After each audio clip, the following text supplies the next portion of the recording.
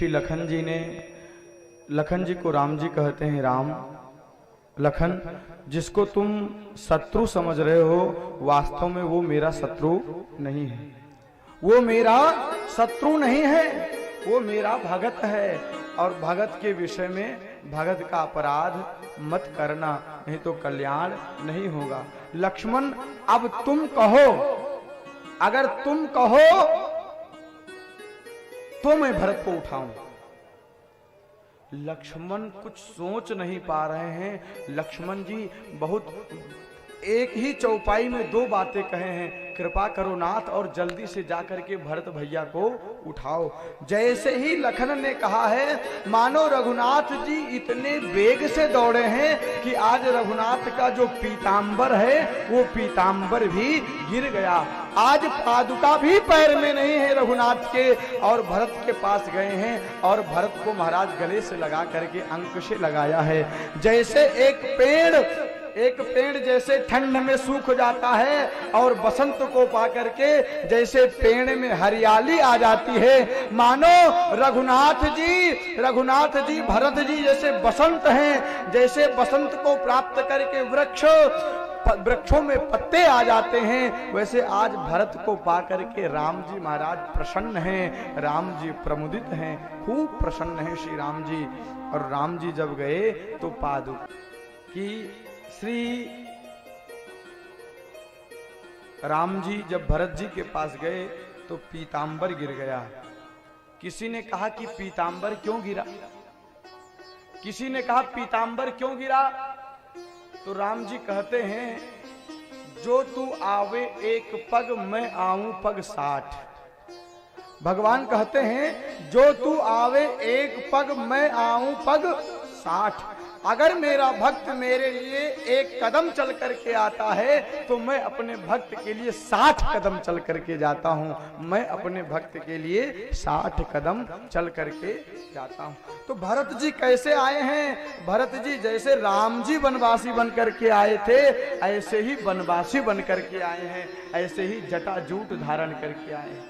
आज भरत जी के पैर में भी चरण पादुका नहीं है, आज भरत जी के भी वक्षस्थल पर महाराज पटका पीतांबर नहीं है। क्यों? क्योंकि वो जानते हैं जब मेरे स्वामी इस समय नहीं धारण किए हैं तो मैं तो भक्त हूं, मैं कैसे धारण कर सकता हूं।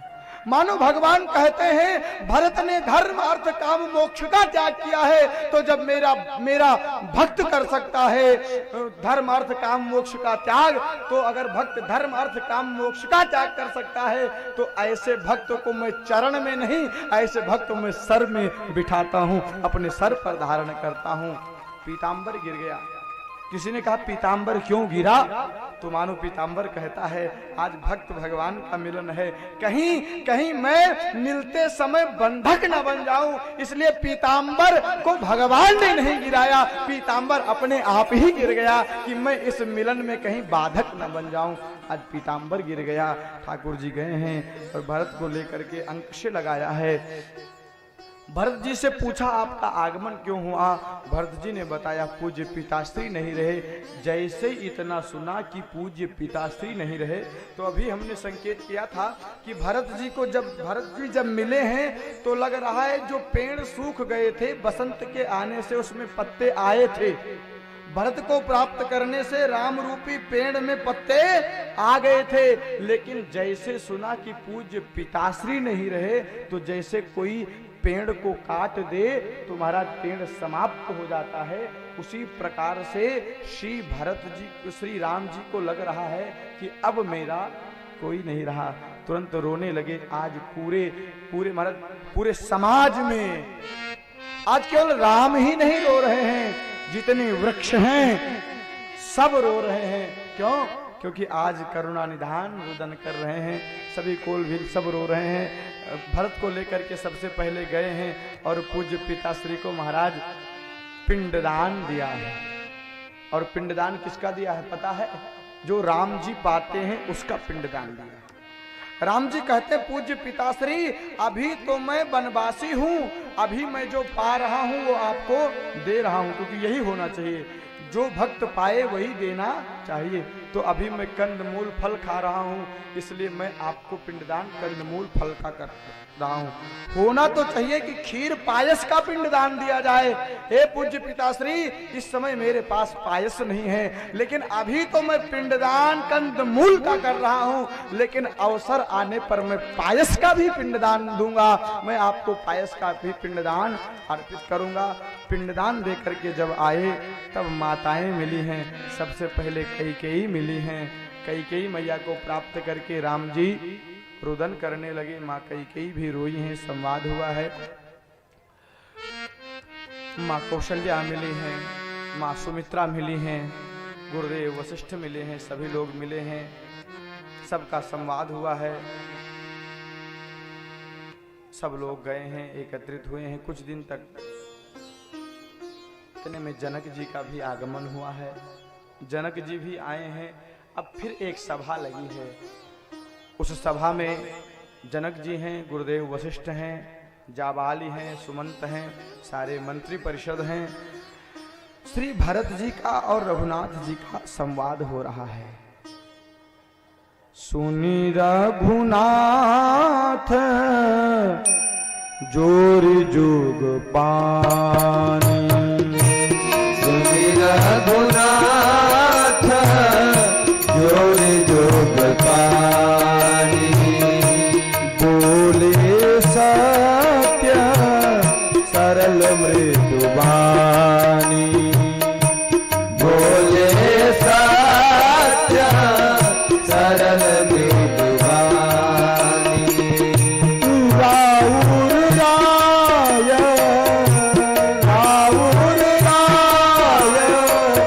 रजाय सुहोई, राउर शपथ सही शिर होई, राउर शपथ सही शिर होई। श्री राम जय राम जय जय राम, श्री राम जय राम जय जय राम। यहाँ राम जी फिर समझाते हैं, भरत मैं अपने धर्म का पालन कर रहा हूँ और भाई आप भी अपने धर्म का पालन करो।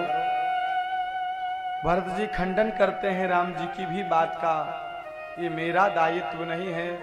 और भैया अगर भरत राजा बन जाएगा तो पृथ्वी रसातल में समाहित हो जाएगी, ये पृथ्वी रसातल में चली जाएगी।